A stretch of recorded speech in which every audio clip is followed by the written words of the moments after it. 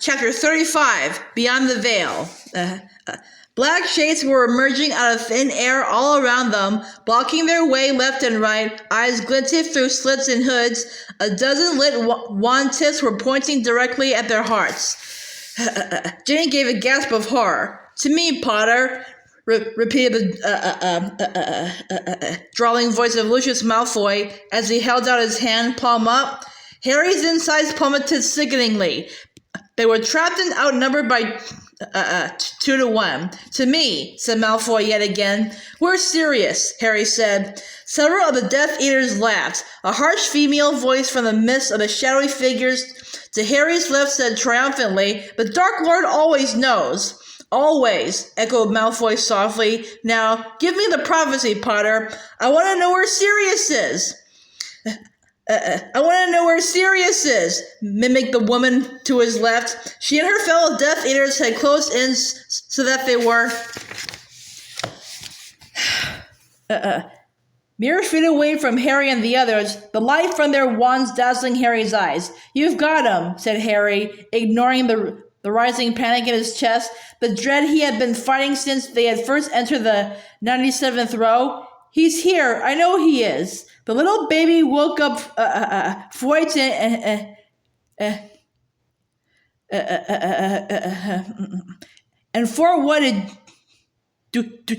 doing was true, said the woman in a horrible mock baby voice. Harry felt Ron stir beside him. "Don't do anything," he muttered. "Not yet." The woman who had mimicked him let out a raucous scream of laughter. "You hear him? You hear him? Giving instructions to the other children as though he thinks of fighting us." "Oh, you don't know Potter as I do, Bellatrix," said Malfoy softly. "He has a great weakness for heroics. The Dark Lord understands this about him. Now, give me the prophecy, Potter." "I know Sirius is here," said Harry, though panic was causing his chest to constrict, and he felt as though he could not breathe properly. "I know you've got him." More of the Death Eaters laughed, though the woman still laughed loudest of all. "It's time you learn the difference between life and dreams, Potter," said Malfoy. "Now give me the prophecy, or we start using wands." "Go on then," said Harry, raising his own wand to chest height. As he did so, the 5 wands of Ron, Hermione, Neville, Ginny, and Luna rose on either side of him. The knot in Harry's stomach tightened. If Sirius really was not here, he had led his friends to their deaths for no reason at all. But the Death Eaters did not strike. "Hand over the prophecy and no one need get hurt," said Malfoy coolly. It was Harry's turn to laugh. "Yeah, right," he said. "I give you this. Prophecy, is it? And you'll just let us skip off home, will you?" The words were hardly out of his mouth when the female Death Eater shrieked, "Accio, Prof!" Harry was just ready for her. He shouted, "Prodigo," before she had finished her spell, and though the glass sphere slipped to the tips of his fingers, he managed to cling onto it. "Oh, he knows how to play, little bitty baby Potter," she said, her mad eyes staring through the slits in her hood. "Very well, then. I told you no," Lucius Malfoy roared at the woman. "If you smash it..." Harry's mind was racing. The Death Eaters wanted this dusty spun-glass sphere. He had no interest in it. He just wanted to get them all out of this alive, make sure that none of his friends paid a terrible price for his stupidity. The woman stepped forward, away from her fellows, and pulled off her hood. Azkaban had howled Bellatrix Lestrange's face, making it gaunt and skull-like, but it was alive with a feverish, fanatical glow. "You need more persuasion?" she said, her chest rising and falling rapidly. "Very well, take the smallest one," she ordered the Death Eaters beside her. "Let him watch while we torture the little girl. I'll do it." Harry felt the others close in around Ginny. He stepped sideways so that he was right in front of her, the prophecy held up to his chest. "You'll have to smash this if you want to attack any of us," he told Bellatrix. "I don't think your boss will be too pleased if you come back without it, will he?" She did not move. She merely stared at him, the tip of her tongue moistening her thin mouth. "So," said Harry, "what kind of prophecy are we talking about anyway?" He could not think what to do but to keep talking.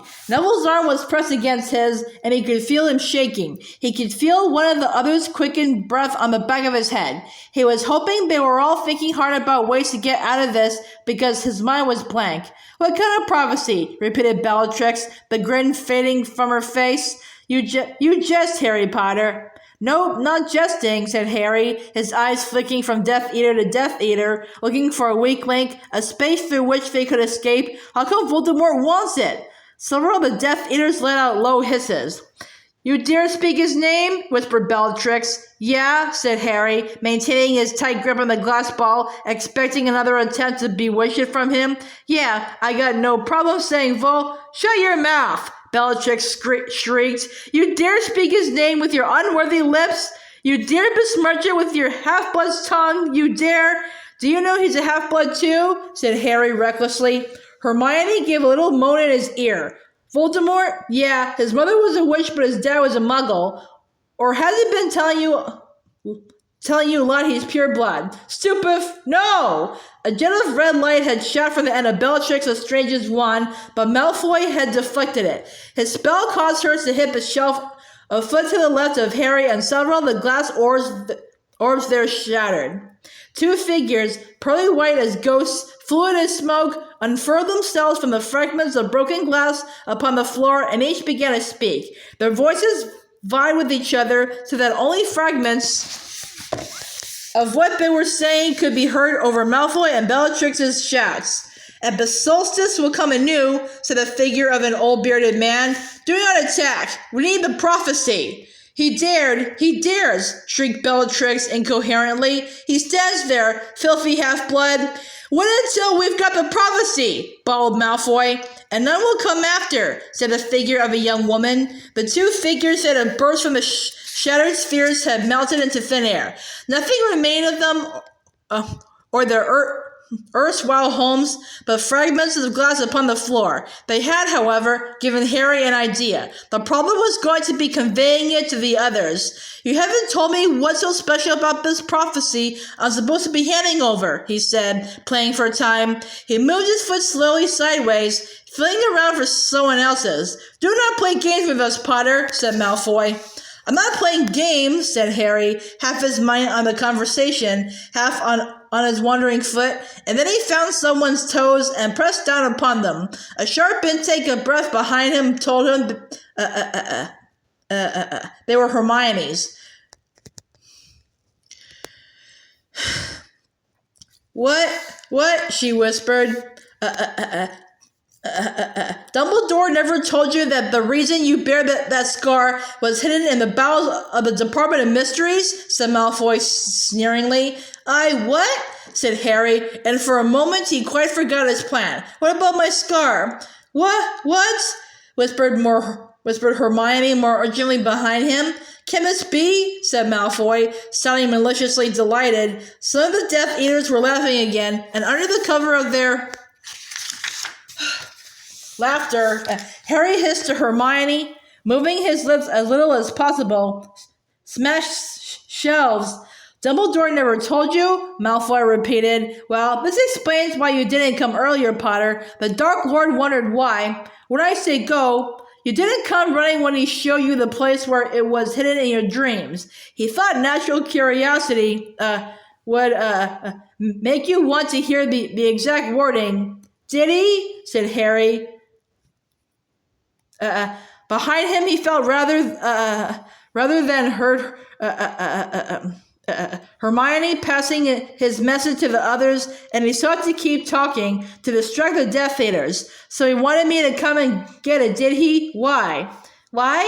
Malfoy sounded incredulously delighted, "because the only people who are permitted to retrieve a prophecy from the Department of Mysteries, Potter, are those about whom it was made, as the Dark Lord discovered when he attempted to use others to steal it for him." "And why did he want to steal a prophecy about me?" "About both of you, Potter, about both of you. Haven't you ever wondered why the Dark Lord tried to kill you as a baby?" Harry stared into the slitted eye holes through which Malfoy's gray eyes were gleaming. Was this prophecy the reason Harry's parents had died, the reason he carried his lightning bolt scar? Was the answer to all of this clutched in his hand? Someone made a prophecy about Voldemort and me, he said quietly, gazing at Lucius Malfoy, his fingers tightening over the warm glass sphere in his hand. It was hardly larger than a snitch and still gritty with dust. And he's made me come and get it for him? Why couldn't he come and get it himself? Get it himself? Shrieked Bellatrix on a cackle of mad laughter. The Dark Lord walked into the Ministry of Magic when they are so sweetly ignoring his return. The Dark Lord revealed himself to the Aurors when at the moment they are wasting their time on my dear cousin. So he's got you doing his dirty work for him, has he? Said Harry, like he tried to get Sturgis to steal it and Bode. Very good, Potter, very good, said Malfoy slowly. But the Dark Lord knows you are not unintel. Now, yelled Harry. 5 different voices behind him bellowed, Reducto. 5 curses flew in 5 different directions, and the shells opposite them exploded as they hit. The towering structure swayed as 100 glass spheres burst apart. Pearly white figures unfurled into the air and floated there, their voices echoing from who knew what long dead past amid the torrents of crashing glass and splintered wood now raining down upon the floor. Run! Harry yelled, and as the shell swayed precariously and more glass spheres began to pour from above, he seized a handful of Hermione's robes and dragged her forward, one arm over his head as chunks of shelf and shards of glass thundered down upon them. A Death Eater lunged forward through the cloud of dust, and Harry elbowed him hard in the masked face. They were all yelling. There were cries of pain, thunderous crashes, and the shells collapsed upon themselves, weirdly echoing fragments of the seers unleashed from their spheres.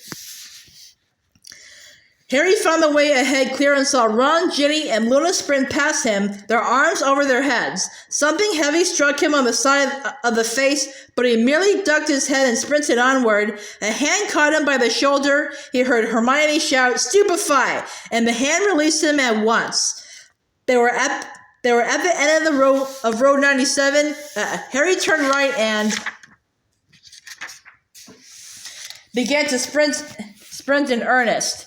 He could hear footsteps right behind him and Hermione's voice urging Neville on. The door through which they had come was ajar straight ahead. Harry could see the glittering light of the bell jar. He pelted through it, the prophecy still clutched tight and safe in his hand, waited for the others to hurtle over the threshold before slamming the door behind them.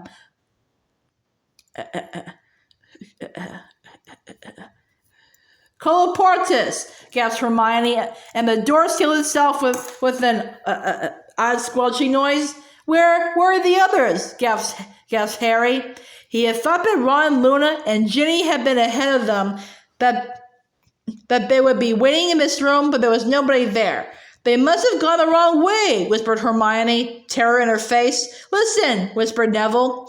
Footsteps and shouts echoed from behind the door they had just sealed. Harry put his ear close to the door to listen and heard Lucius Malfoy roar, Leave him, I say. The Dark Lord will not care for Not's injuries as much as losing that prophecy. Jugson, come back here. We need to organize.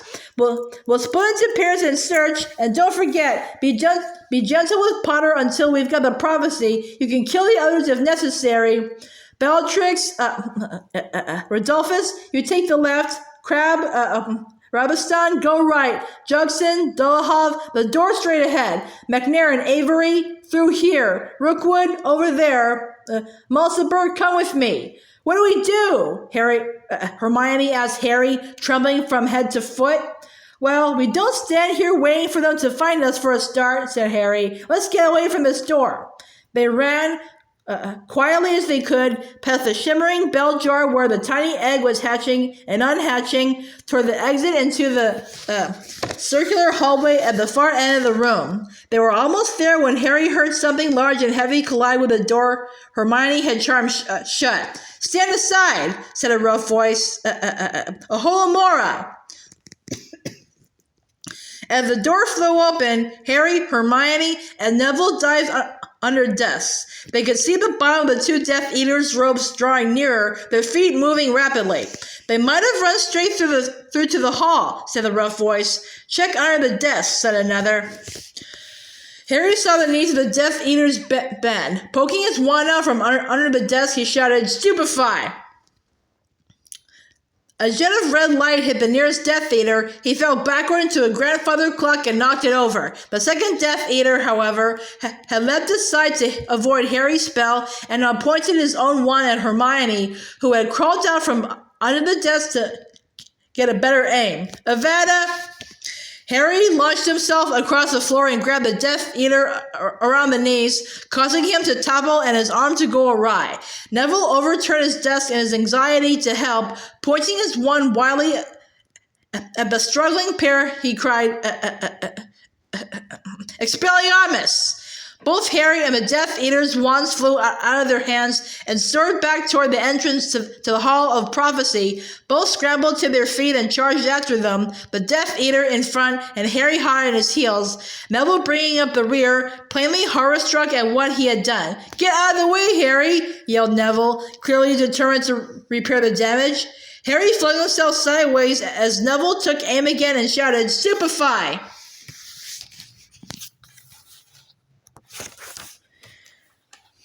The jet of red light flew right over the Death Eater's shoulder, and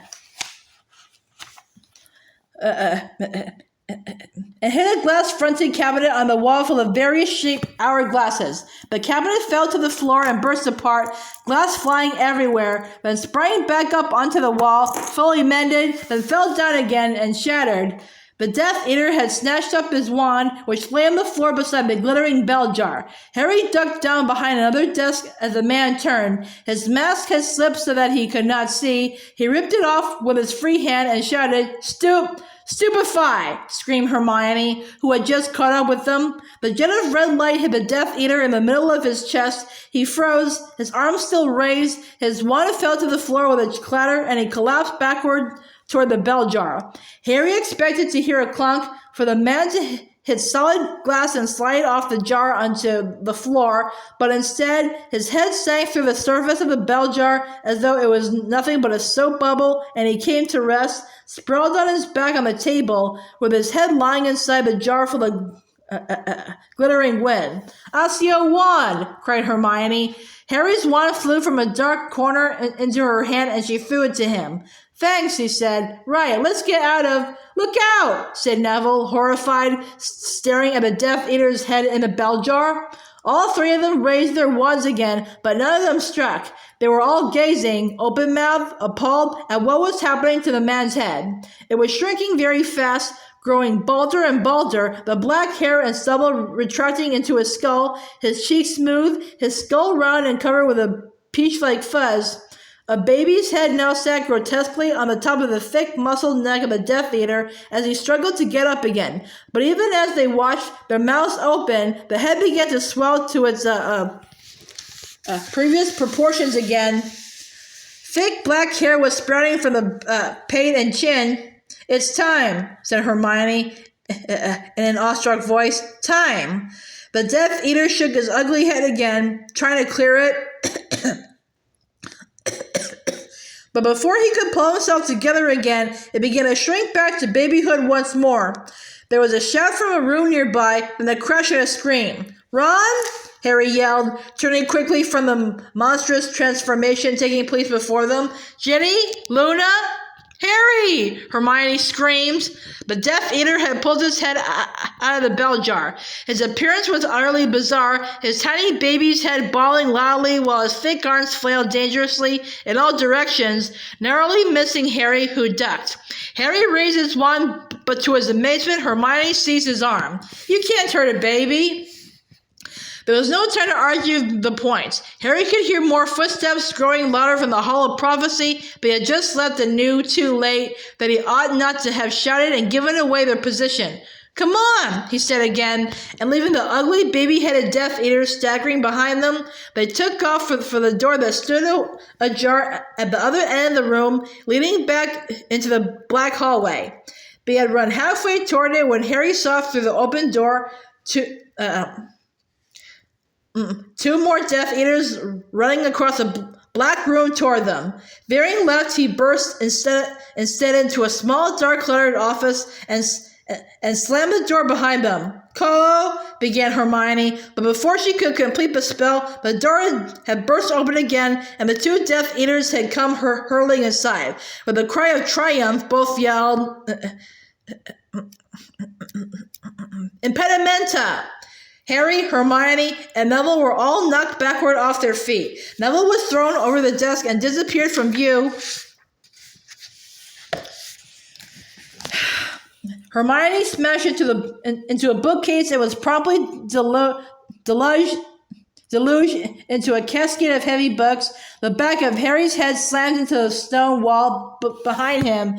Tiny lights burst in front of his eyes, and for a moment he was too dizzy and bewildered to react. "We've got him!" yelled the Death Eater nearest Harry. "In an office off Silencio!" cried Hermione, and the man's voice was extinguished. He continued to mouth through the hole in his mask, but no sound came out. He was thrust aside by his fellow.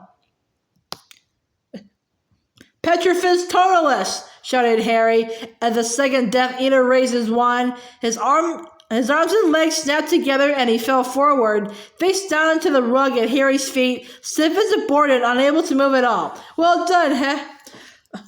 But the Death Eater Hermione had just struck dumb made a sudden slashing movement with his wand, from which flew a streak of what looked like purple flame. It passed right across Hermione's chest. She gave a tiny "oh" as though surprised, and then crumpled onto the floor where she lay motionless. "Hermione!"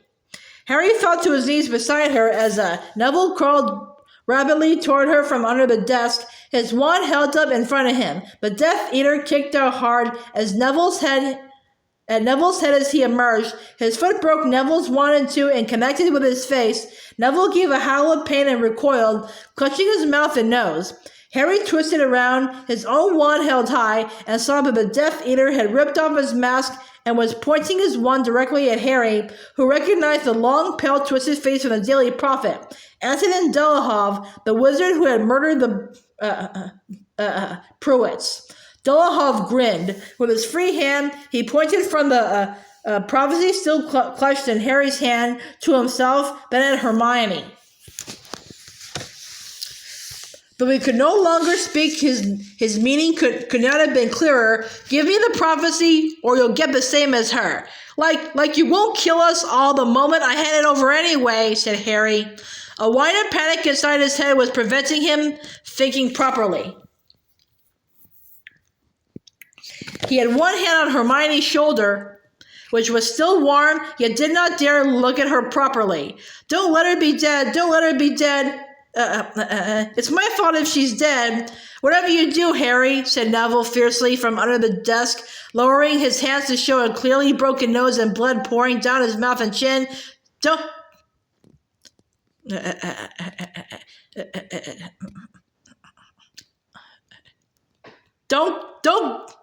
give it to him."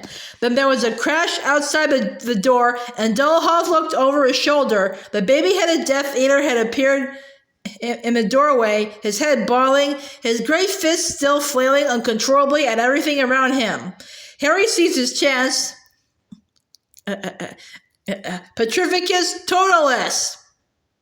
The spell hit Dolohov before he could block it, and he toppled forward across his comrade, both of them rigid as boards and unable to move an inch. "Hermione," Harry said at once, shaking her as the baby-headed Death Eater blundered out of sight again. "Hermione, wake up!" "What did he do to her?" said Neville, crawling out from under the desk again to kneel at her other side, blood streaming from his rapidly swelling nose. "I don't know." Neville groped for Hermione's wrist. "That's a pulse, Harry.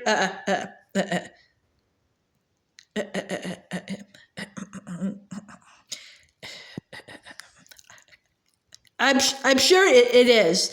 Such a powerful wave of relief swept through Harry that for a moment he felt lightheaded. "She's alive?" "Yeah, I think so." There was a pause in which Harry listened hard for the sounds of more footsteps. but all he could hear were the whimpers and blunderings of the baby Death Eater in the next room. "Neville, we're not far from the exit," Harry whispered. "We're right next to that circular room. If we can just get you across it and find the right door before any more Death Eaters come, I'll bet you can get Hermione up the corridor and into the lift. But you can find someone. Raise the alarm."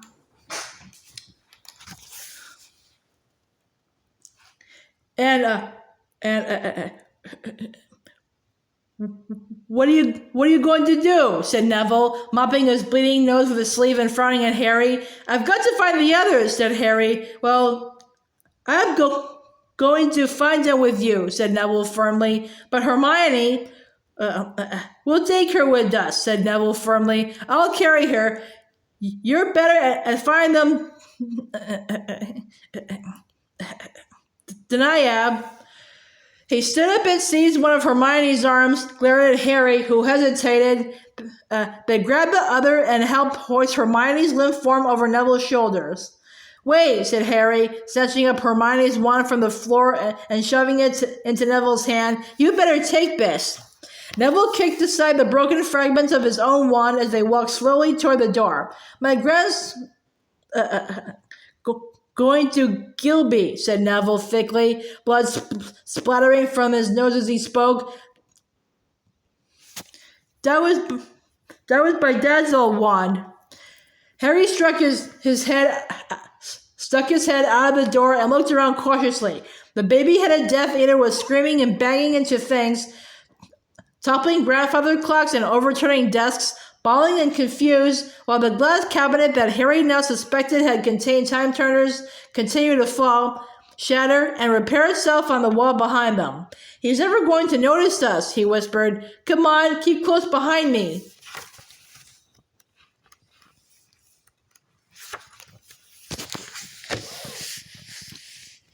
They crept out of the office and back toward the door into the black hallway, which now seemed completely deserted. They walked a few steps forward, Neville tottering slightly due to Hermione's weight. The door of the time room swung shut behind them, and the walls began to rotate once more. The recent blow on the back of Harry's head seemed to have unsteadied him. He narrowed his eyes, swaying slightly, until the walls stopped moving again. With a sinking heart, Harry saw that Hermione's fiery crosses had faded from the doors.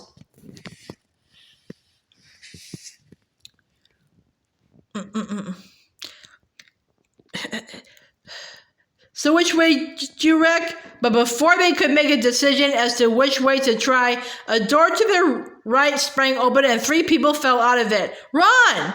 croaked Harry, dashing toward them. "Ginny, are you all?" "Harry," said Ron, giggling weakly, lurching forward, seizing the front of Harry's robes and gazing at him with unfocused eyes. "There you are, Harry. There you are. Ha ha ha. You look funny, Harry. You're all messed up." Ron's face was very white and something dark was trickling from the corner of his mouth. Next moment, his knees had given way, but he still clutched the front of Harry's robes so that Harry was pulled into a kind of bow. "Ginny?" Harry said fearfully. "What happened?"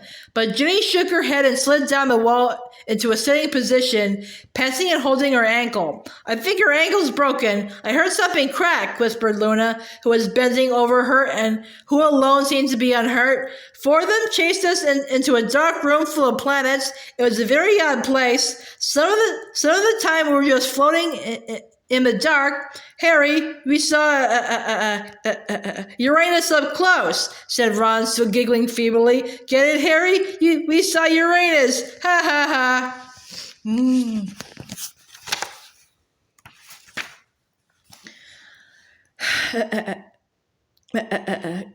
A bubble of blood grew at the corner of Ron's mouth and burst. Anyway, one of them grabbed Ginny's foot. I used the reductor curse and blew up Pluto in his face, but... Luna gestured hopelessly at Ginny, who was breathing in a very shallow way, her eyes still closed. "And what about Ron?" said Harry fearfully, as Ron continued to giggle, still hanging off the front of Harry's robes. "I don't know what they hit him with," said Luna sadly, "but he's gone a bit funny. I could hardly get him along at all." "Harry," said Ron, pulling Harry's ear down to his mouth and still giggling weakly. "You know who this girl is, Harry? She's Looney. Looney Lovegood. Ha ha ha." We've got to get out of here, said Harry firmly. Luna, can you help Ginny? Yes, said Luna, sticking her wand behind her ear for safekeeping, putting an arm around Ginny's waist and pulling her up. It's only my ankle. I can do it myself, said Ginny impatiently, but next moment she had collapsed sideways and grabbed Luna for support. Harry pulled Ron's arm over his shoulder just as, so many months ago, he had pulled Dudley's. He looked around, but he had a 1 in 12 chance of getting the exit right the first time. He heaved Ron toward a door. They were within a few feet of it when another door across the hall burst open and 3 Death Eaters sped into the hall, led by Bellatrix Lestrange. There they are, she shrieked. Stunning spell shot across the room. Harry smashed his way through the door ahead, flung Ron unceremoniously from him, and ducked back to help Neville in with Hermione. They were all over the threshold just in time to slam the door against Bellatrix.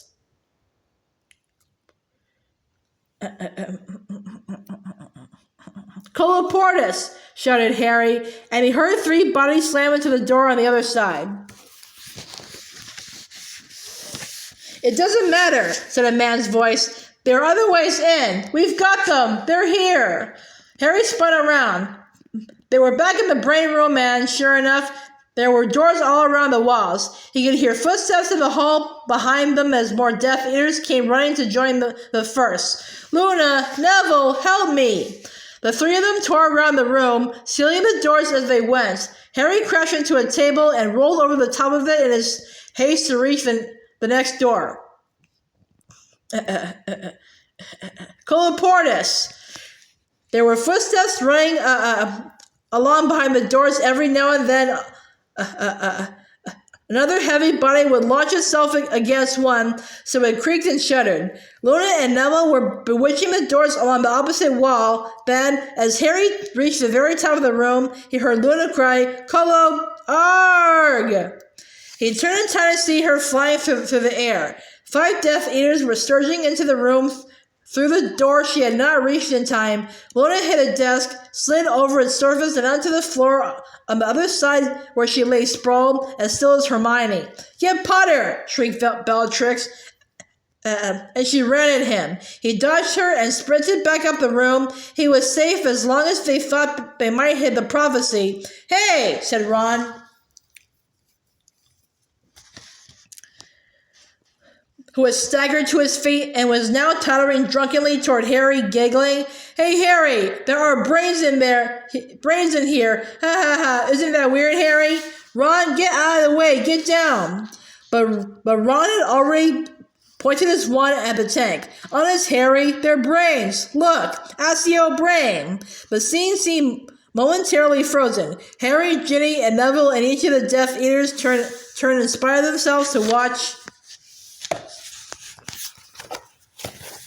the top of the tank as the brain burst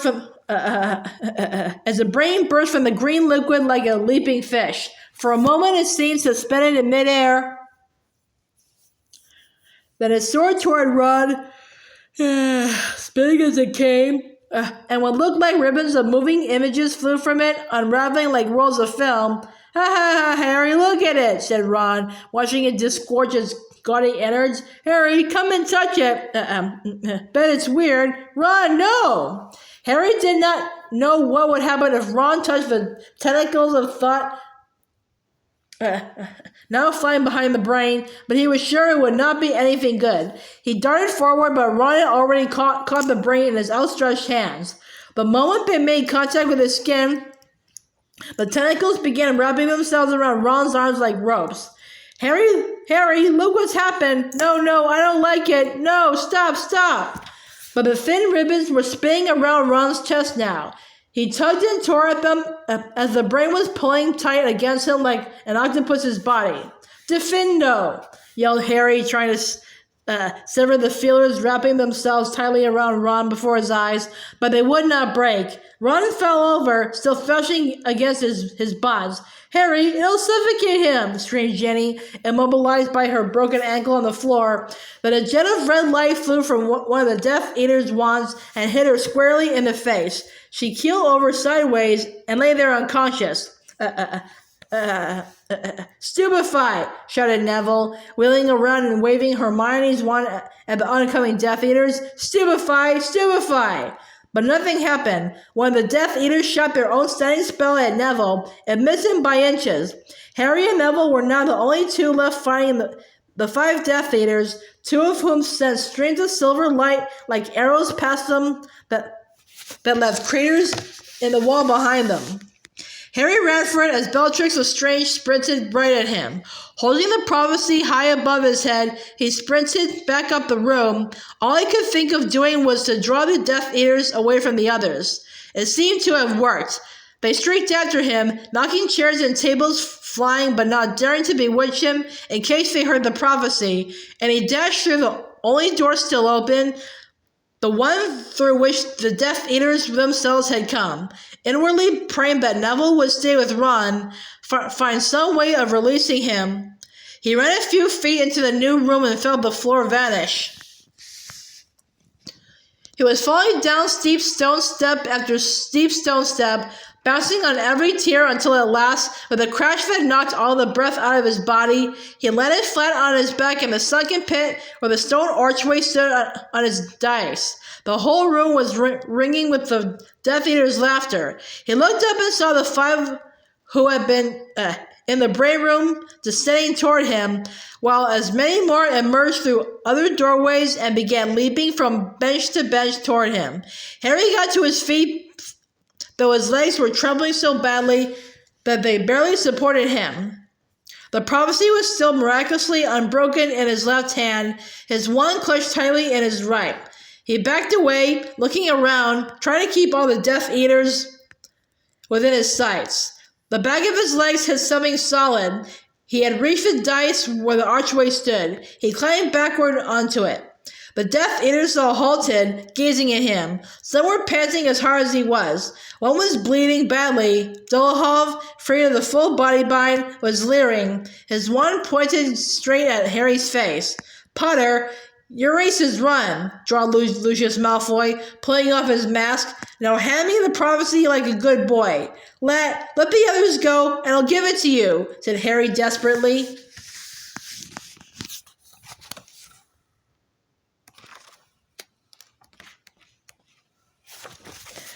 A few of the Death Eaters laughed. "You are not in a position to bargain, Potter," said Lucius Malfoy, his pale face flushed with pleasure. "You see, there are 10 of us and only 1 of you. Or hasn't Dumbledore ever taught you how to count?"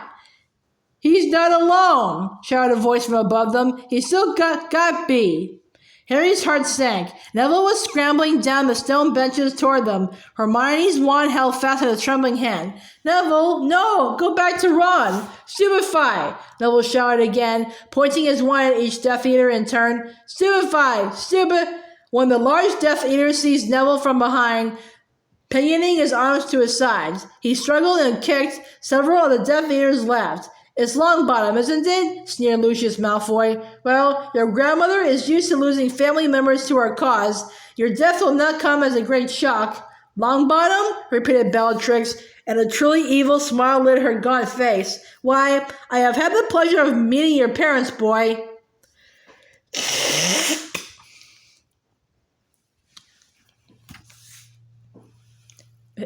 "I know you have," roared Neville, and he fought so hard against his captor's encircling grip that the Death Eater shouted, "Someone stun him!" No, said Bellatrix. She looked transported, alive with excitement as she glanced at Harry and back at Neville. "No, let's see how long Longbottom lasts before he cracks like his parents.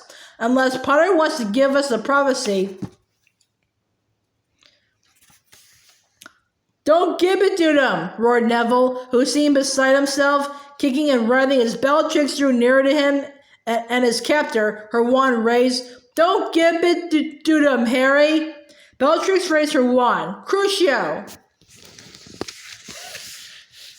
Neville screamed, his legs drawing onto his chest so that the Death Eater holding him was momentarily holding him off the ground. The Death Eater dropped him and he fell to the floor, twitching and screaming in agony.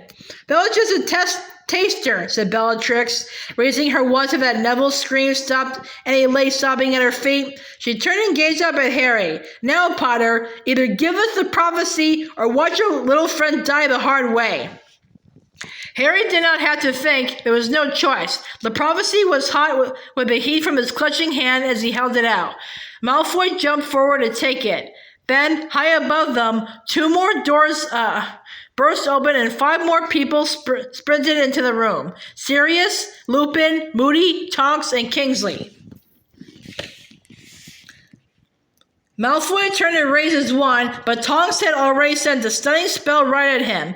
Harry did not wait to see whether it had made contact, but dived up the dice out of the way. The Death Eaters were completely distracted by the appearance of the members of the Order, who were now raining spells down upon them as they jumped from step to step toward the sunken floor. Through the darting bodies, the flashes of light, Harry could see Neville crawling along. He dodged another jet of red light and flung himself flat on the ground to reach Neville. "Are you okay?" he yelled, as another spell soared inches over their heads. "Yeah," said Neville, trying to pull himself up. "And Ron, I think he's all right. He was still fighting the brain when I left." The stone floor between them exploded as a spell hit it, leaving a crater right where Neville's hand had been seconds before. Both scrambled away from the spot, but a thick arm came out of nowhere.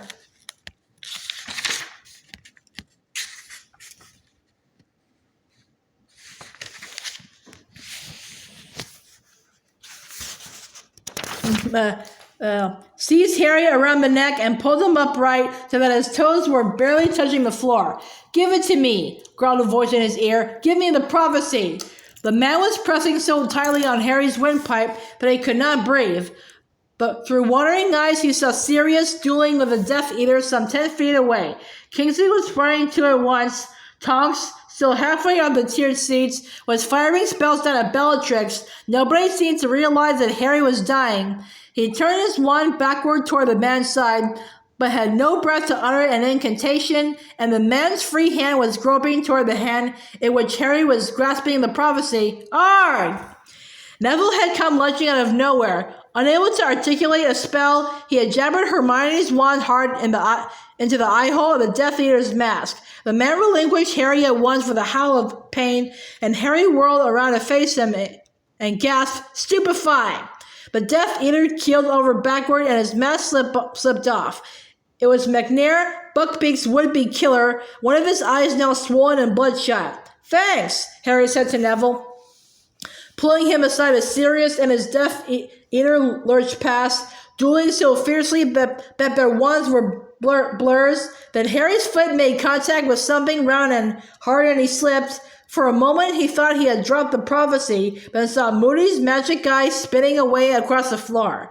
Its owner was lying on his side, bleeding from the head, and his attacker was now bearing down upon Harry and Neville. Dolohov, his long pale face twisted with glee.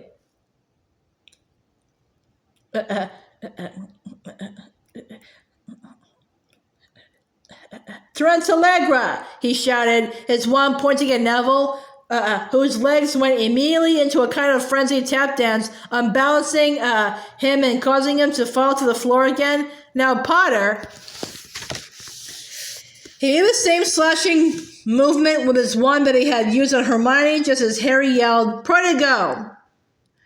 Harry felt something streak across his face like a blunt knife, but the force of it knocked him sideways, and he fell over Neville's jerking legs, but the shield charm had stopped the worst of the spell. Dolohov raised his wand again. "Accio, prof!" Sirius hurled out of nowhere, rammed Dolohov with his shoulder, and sent him flying out of the way. The prophecy had again flown to the tips of Harry's fingers, but he had managed to cling to it. Now Sirius and Dolohov were dueling, their wands flashing like swords, sparks flying from their wand tips. Dolohov drew back his wand to make the same slashing movement he had used on Harry and Hermione. Springing up, Harry yelled,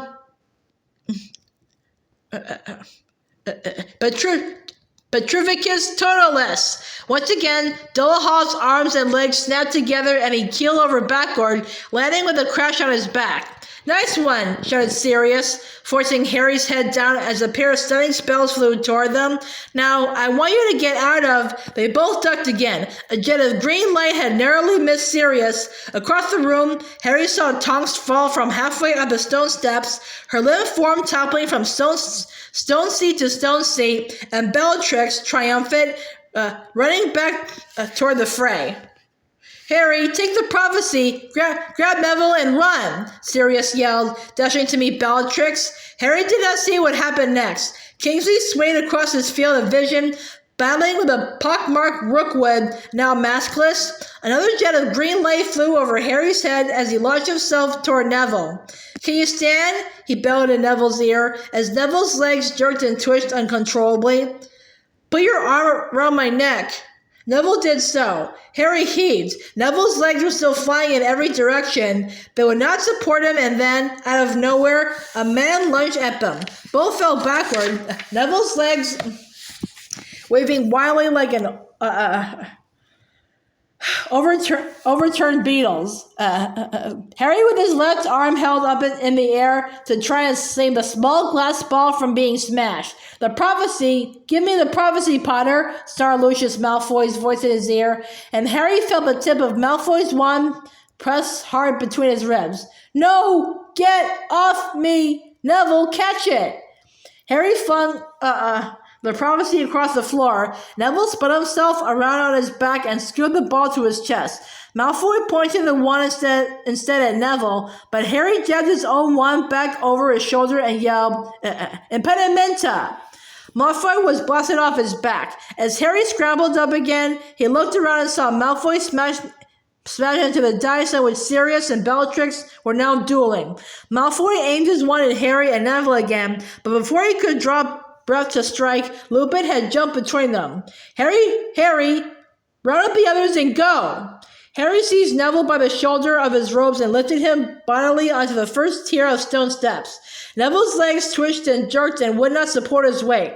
Harry heaved again with all the strength he possessed, and they climbed another step. A spell hit the stone bench at Harry's heel. It crumbled away, and he fell back to the step below. Neville sank to the ground, his legs still jerking and thrashing, and thrust the prophecy into his pocket. Come on, said Harry desperately, hauling at Neville's robes. Just try and push with your legs.